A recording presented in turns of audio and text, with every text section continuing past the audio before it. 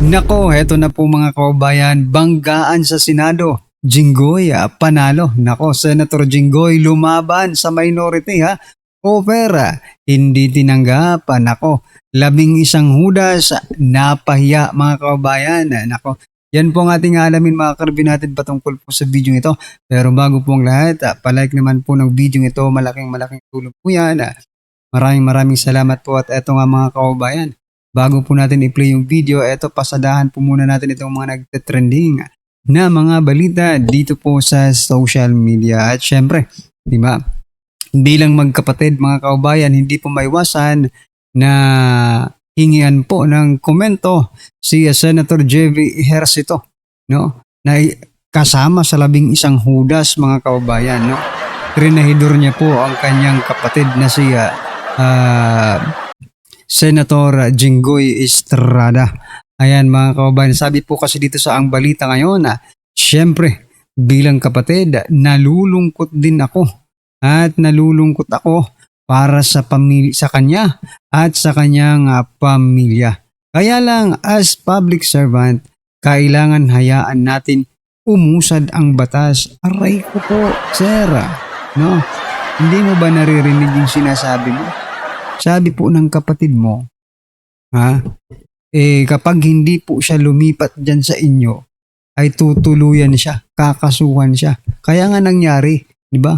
Kaya nga nagsinerban siya ng arrest warrant kasi hindi po siya nagpadala sa offer ng 11 hudas. Di ba? At isa ka po doon, sir. Di ba? Hindi mo po ba narinig yung kanyang sinasabi? Di ba? Ikaw, for example, ginano ng kapatid mo, di ba? Parang binablackmail na yung kapatid mo. Hindi ka pa rin kikibo. Kasi ang rason mo bilang isang public servant. Ang tanong dito mga kaubayan, gawain ba ng isang public servant na i-blackmail ang isang kasamahan? Just to prove them na kayo ang mas makapangyarihan? Di ba? Yun ang lumalabas dito eh. Itong itong pananakot pagbibigay ng offer dito kay Senator Jinggoy. Ang implication po niyan, mga kabayan, pag nagawa natin to, tayo ang pinakamakapangyarihan dito sa Senado. Di ba? At balik tayo dito kay Sir JV Ejercito Nako naman, huwag niyo namang lokohin ang taong bayan sa sinasabi niyong kaya lang as a public servant because a good public servant. Dalawa kasi yan eh. Bad and good. No? Public servant. Maybe you are in the bad side, no? Kasi hindi naman po gawain ng isang public servant ang braso, di ba? Ng kasamahan para lang magtagumpay kayo. In illegal way. Illegal pong ginagawa na yan eh. Tawag po dyan is blackmail, no? Illegal po yung ginagawa nila. So, tapos tayong mga ordinaryong Pilipino, sumunod kayo sa batas, di ba? Sinasabi ng mga senador, ng mga mambabatas, mambubutas, di ba? Sumunod kayo sa batas para hindi kayo di ba? Hindi kayo magkaroon ng problema. Pero sila mga kababayan, they are freely, bending the law. Napakalaya po nilang mag-bend ng law. Bakit ganon, no? Ito pong naging komento ng ating mga kababayan patungkol dyan. Sabi po dito ni Hectora Kupal JV, ayan, traidor ka. Sabi po dito ni Mark, traidor ka. PI mo. Hintayin mong 2028, halimaw ka. Hindi ka mananalo ngayon nang dahil sa mga Duterte. Correct. Hoy JV, gago ka rin no. Sabi po ni Toto John gusto mo palang manaig ang batas, bakit tahimik ka sa pagmamanipula ni Lacson at Soto sa issue ng flood control? Atin-atin lang ito Ilang maleta ba ang natanggap mo? Ayan na. Wala kang kwentang senador, sabi po ni Noli. Sabi naman po ni Almay, sa 2028, baliktad na. Sabi po ni Johnny, ganyan naman talaga ang mga attitude ng mga magkapatid, lalo na kung nag-away lagi. Halos sabihin na lang, mamatay ka na o mabulok ka sa kulungan. Ayan. Nalulungkot. Tingnan namin magdiwang kayo lahat. Huwag kayong mag-alala.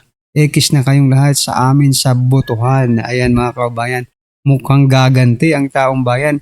Igaganti ng taong bayan si Senator Jinggoy Estrada pagdating po ng eleksyon mga kababayan. Aabangan po natin yan. Ito kasi yung rason ni JB Ejercito. Sabi niya po dito mga kababayan. Sabi po, JB, wala umanong alam sa ibinulugar ni Jinggoy na may alok na inaatras ang kaso kung talikuran niya ang majority block. Sabi niya, hindi ko alam yan eh. Talaga ba? Talaga bang hindi mo alam kung nag-ano ka lang? You're just pretending, no? Nagpe-pretend ka lang na hindi mo alam. Kasi napaka-obvious naman, di ba? For example lang, hindi mo alam. Kailangan kumalas ka na dyan sa minority. Di ba? Kung hindi mo alam na inalok pala ang kapatid mo para talikuran ang majority, no? Inalok, no? Dapat ikaw mismo magkusa ka na umalis ka na dyan dahil bakit? Hindi sila honest sa'yo no? Hindi ka nila isinali sa kanilang usapan na aalokin yung kapatid mo. Diba? Diyan pa lang, yung trust and confidence mga kababayan, kung talagang matalino ka at sinasabi mong hindi mo alam talaga, kung hindi ka man nagpe-pretend. If you're not pretending and you are telling the truth, diba? Umalas ka na po dyan, sir. Delikado ka dyan. Bakit? Nagmi-meeting sila ng hindi mo alam. Diba? Grabe yan. Nasaan ang pagtitiwala? Diba? Sa bagay, 11 Judas nga, paano ka pa magtitiwala? 11 Judas nga, paano ka pa magtitiwala? Pero, para sa akin kung talagang matalino ka, hindi mo alam na kinasukan yung kapatid mo. Diba? You don't know something na ito palang mangyayari. Paano nangyari yun? Sino nag-alok? Diba? Baka nga ikaw pang nag-alok Ikaw pang ginamit na diba? Tulay. Diba? Para kausapin yung kapatid mo. Hindi ako naniniwala na hindi niya alam. Well, for the sake of argument, no? Sabihin na natin hindi niya alam. Pero naiiputan ka sir sa ulo, naiiputan ka. Kaya that's why I'm telling you na kumalas ka na dyan kung hindi mo talaga alam. Kasi wala silang tiwala sa iyo.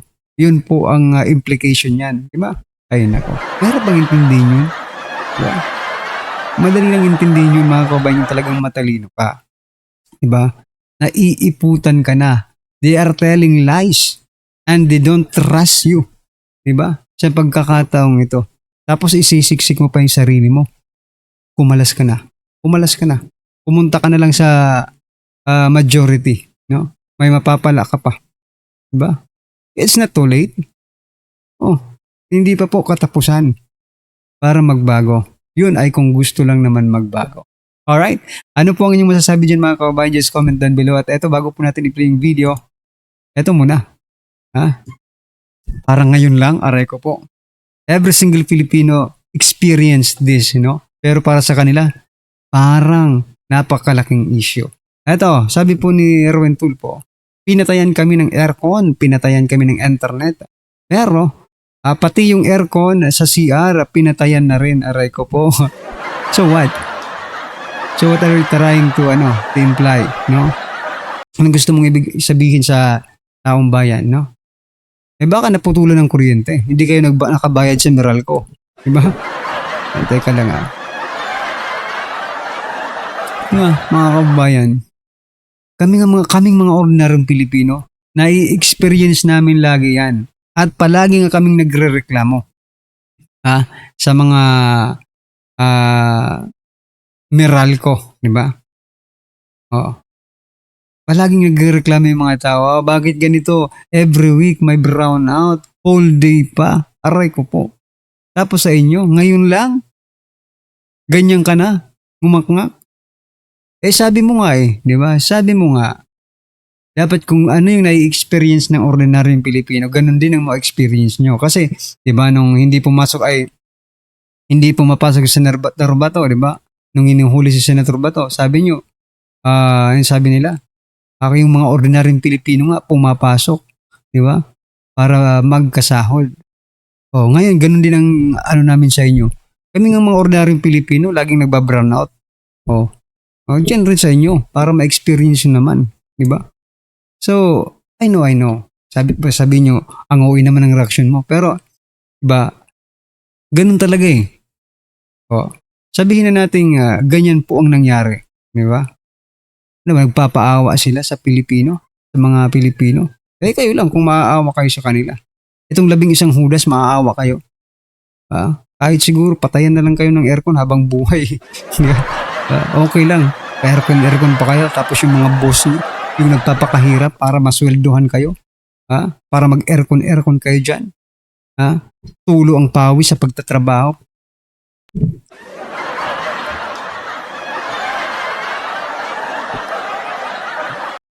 Diba? Ganun na lang po mga kababayan. Nagpapakahirap yung taong bayan tapos kayo, pa-aircon lang.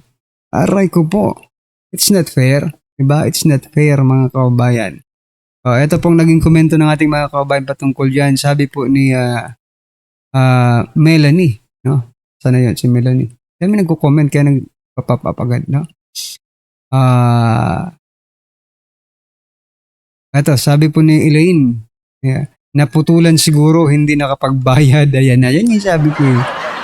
Parang bata nagtantrons dahil pinatay ng aircon at internet. Magsumbong ka kay Bangag. Ayan na. Kung saan tumanda itong mga tulpo tsaka nawala sa hulog. Ayan, dapat lang sa inyo. Ano lang ginawa ninyo para sa mga taong nagpapasweldo sa inyo? Dapat nga, wala rin kayong sahod. Correct. Ba? Si BBM nag-utos noon, isisi mo na naman sa majority block. Aray ko po. Anyway, ano po ang inyong masasabi dyan mga kababayan? Just comment down below. At eto, pasadahan na po natin yung video. Pasok ka. Nga pala yun. Lahat ng ito'y ginagawa nila para wasakin nila yung 13. Ano ang magiging dahilan dyan? Ano ang magiging resulta niyan kapag nawasak yung 13? Oho. Eh di sila na uli. Ano ngayon ang mangyayari kapag sila na uli? Ano? Tatakpan na naman nila yung flood control investigation. Nako, na blue ribbon. Doon lang tayo napupunta rito eh. Oho. Doon lang tayo napupunta rito. So, ang lugduban ng lahat ng ito sa inyo, no? Ausapin ng flood control kasi mukhang natatakot silang may mabulgar o mabuyang-yang sa likod nitong flood control issue na ito, flood control scandal. Hindi mo pa ba nakikita? Parang doon nga po ang punteriya. Pero teka na, bakit? Ayaw nila na magpatuloy yun. Oho. Ang isang pinakamabuting paraan para sa ganon ay hindi na matuloy yun, kinakailangan sila ang mayorya. Maagaw sa inyo. Ngayon, nagsisimula pa lang kami, di ba? Organization pa lang. Opo. Papunta pa lang kami. Palagay ko sa Lunes, baka mag-announce na si SP Alan. Opo. Magtawag na siya ng schedule ng Blue Ribbon. Mag-schedule na po. Baka Lunes mag-i-schedule siya. Ayan, naku. Kasi alam mo, kinakailangan niya mag-schedule kasi hindi naman kagad nagagawa yun dahil sa kinakailangan naming masatisfy yung notice. 3 araw ang... So, sa tingin ko mga kababayan, ito po ang dahilan kung bakit nangyayari na naman ang kaguluhan sa Senado. Dahil ayaw nga nilang matuloy itong flood control investigation ni Senator Rodante Marcoleta. Diba? Ito po yung dahilan eh. Oo. Pero ito sinasabi nila, diba napakaingay ni Soto, Lacson, Tulfo, diba? Itong tatlong ito talagang pinakamaingay. Dahil sila rin yung mga nababanggit sa flood control, diba? Ang ingay po nila, sabi nila, next week, may lilipat na sa amin. Diba? 2. Oo, 2 daw yung lilipat sa kanila. Aba, siguro ko, dahil sa usapan nila na hindi nga si Senator Jinggoy lilipat sa kanila, eto bigla na lang naglabas. No? Dapat nga, imbestigahan rin yung At, tanungin din yung mga judge ng Sandigan Bayan. Bakit ganun, ma'am? Bakit ganun? Your Honor, diba? Bakit ganun? Hindi lang siya pumayag sa offer. Bakit kinasuhan nyo na agad? In-arrest nyo na agad. Kung pala pumayag ito, diba? Pumayag na sa offer, hindi nyo i-issuehan ng arrest warrant, diba? So, namalitahan din ba sila? Sa bagay, actually, sa administrasyong ito, hindi po kung ano-ano ang importante dito eh. Ang importante po dito sa administrasyong ito para gumalaw ang gobyernong ito. Sa nakikita po natin bilang isang Pilipino at bilang isang political observer, maleta po ang nagpapagalaw. Diba? Maleta po ang nagpapagalaw sa gobyernong ito. It is not the people. It is the maleta who control everything in our government. No? Ay nako. Kailan kaya dadating yung mga maleta ng mga ordinaryong Pilipino? Sana all, di ba? Ba, siguro ko pag bawat isang Pilipino nabigyan ng maleta, talagang every month, sabihin na natin every month, para hindi na magtrabaho. Pero lahat tayo makikinabang, di ba? Kahit lumaki yung utang, at least lahat ng Pilipino, walang maiiwan. Lahat po tayo mabigyan. Ano sa palagay nyo? Kaysa naman sa sila lang ang nakikinabang. For example lang ito malayo po ito sa katotohanan, pero what I'm trying to point out, kung maletan rin naman ang pag-uusapan, bakit hindi tayo sinasali? Diba? Yung mga ordinaryong Pilipino, hindi nyo sinasali sa mga maleta-maleta na yan. Bakit?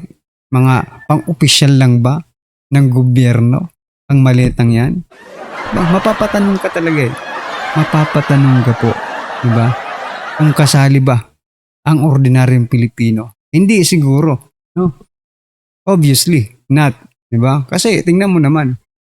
O kung saan napupunta yung mga delivery sa mga opisyal ng gobyerno.